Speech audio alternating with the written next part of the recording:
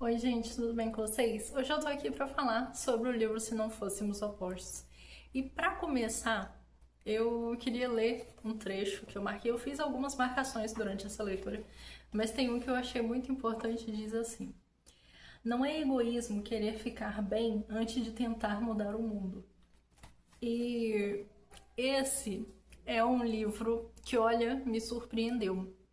Porque eu pensei que seria simplesmente uma dessas histórias, né, românticas, fofinhas, a lá comédia romântica, cão e gato.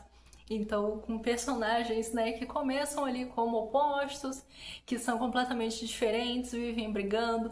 Só que a história é muito mais do que isso e me conquistou completamente. Então, assim, foi um livro que eu simplesmente devorei porque eu não conseguia largar essa história. Eu precisava saber o que ia acontecer com a Estela e o Alex.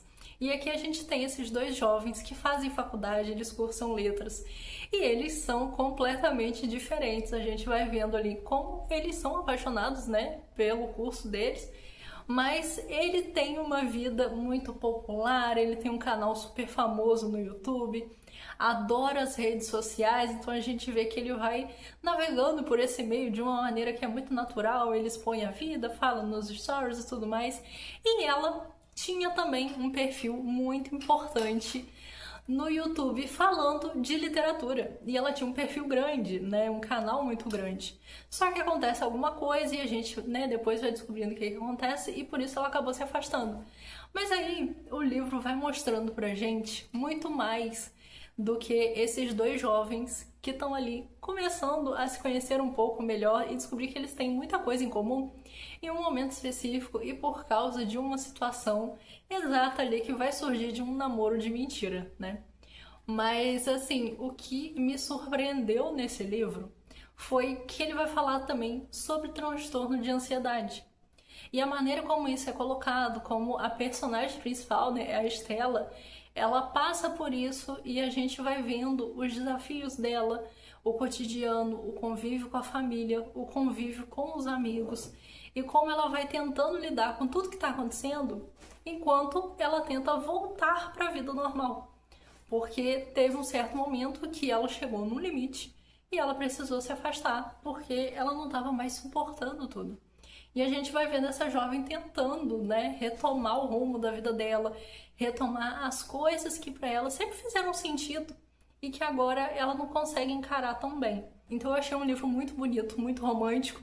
E toda essa questão falando sobre a saúde mental, sobre o cuidado e a forma que aborda a ansiedade, algumas situações que ela vive em que ela tem gatilhos e ela tem as crises de ansiedade, a gente vai vendo como isso é difícil e como é doloroso. Então eu achei interessante ver isso, né, num romance contemporâneo, bem fofo assim e leve, mas que mostra essa questão da saúde mental, que mostra a importância do cuidado, a importância da empatia, do respeito, porque a gente vai vendo e, né, para quem convive com ansiedade, para quem convive com alguém que tem ansiedade assim, sabe que não é mimimi, não é frescura, não é faniquito. São situações realmente que representam coisas de um jeito que às vezes fica difícil para a pessoa suportar o que está acontecendo. E para quem tá de fora pode parecer, né, que a pessoa é dramática, só que não é, né? Então eu achei o livro muito bom. É uma leitura assim, para você ler, esquecer da vida, mas também pensar nessas questões que afetam muita gente, né? E a gente sabe que hoje em dia, com muito mais frequência até do que antigamente.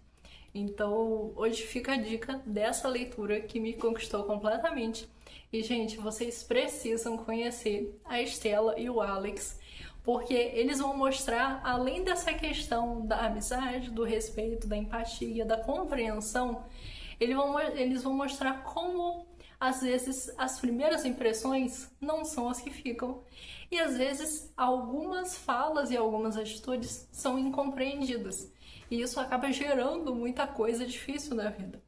Então é interessante a gente ver isso e pensar também, né, que vale a pena tentar expandir os nossos horizontes, enfrentar os nossos medos e, quem sabe, construir novos vínculos que podem fazer muito bem para a nossa vida.